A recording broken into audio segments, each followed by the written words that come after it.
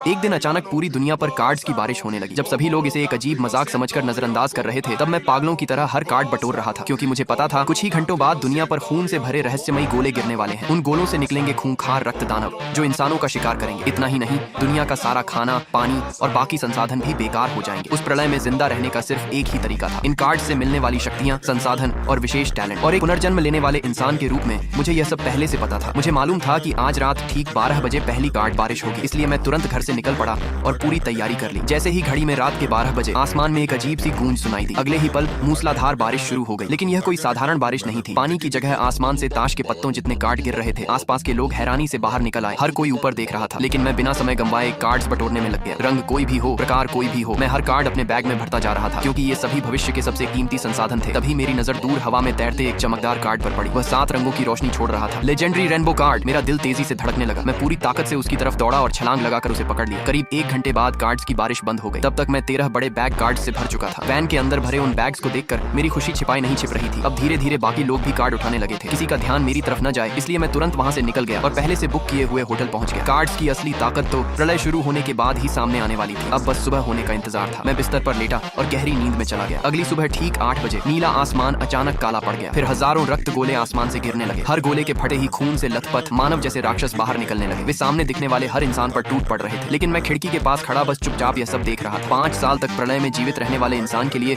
ये सब नया नहीं था। असल में ये तो सिर्फ शुरुआत थी। मैंने बैग से 2 रेनबो कार्ड निकाले। पहला कार्ड पलटते ही उस पर बना एक चमकता हुआ मच्छर दिखाई दिया। Talent, super recovery body. ये शक्ति धारक को ऐसी क्षमता देती थी कि कोई भी घाव बेहद तेजी से भर जाए। बिना देर किए मैंने कार्ड फाड़ दिया। अगले ही पल एक गर्म ऊर्जा पूरे शरीर में दौड़ गई। मेरे चेहरे पर मुस्कान आ गई। बढ़िया। फिर मैंने दूसरा लेजेंडरी कार्ड पलटा। Item, safe house. 200 वर्ग मीटर में फैला एक स्वतंत्र सुरक्षित घर, जिसकी रक्षा प्रणाली इतनी मजबूत थी कि भारी विनाशकारी हमलों को भी झेल सकती थी। हालांकि उसकी सबसे बड़ी कमजोरी यह थी कि उसे कहीं और ले जाया नहीं जा सकता था। फिलहाल मेरा किसी एक जगह बसने का इरादा नहीं था, इसलिए मैंने कार्ड को संभाल कर रख लिया। इसके बाद मैंने 10 गोल्ड कार्ड निकाले। इस बार किस्मत काफी अच्छी थी। सुपर स्ट्रेंथ, आयरन फिस्ट और कई टॉप टियर टैलेंट्स मुझे मिल चुके थे। तभी अचानक धड़ाम, होटल के कमरे का दरवाजा जोर से टूटकर खुल गया। एक युवा महिला लड़खड़ाती हुई अंदर गिरी। उसके पीछे 3 रक्त दानव तेजी से दौड़ते हुए आ रहे थे। महिला डर के मारे चीख उठी और मदद के लिए हाथ बढ़ाने लगी। मैं बिना कुछ बोले आगे बढ़ा। पहले दानव को एक मुक्का, दूसरे को दूसरा मुक्का, तीसरे को तीसरा। तीनों वहीं ढेर हो गए। महिला पूरी तरह स्तब्ध रह गई। वह जमीन पर पड़ी लाशों को घूरती रही। कुछ देर बाद ही उसके मुंह से शब्द निकले, थैंक यू। मैंने उसकी तरफ देखा और एक पल के लिए ठिठक गया। रिया, ये तो वाकई अजीब संयोग था। प्रलय के पहले ही दिन उससे मुलाकात हो गई और सच्चाई यह थी कि पिछले जन्म में उसका मेरे जीवन से बेहद गहरा संबंध रहा था।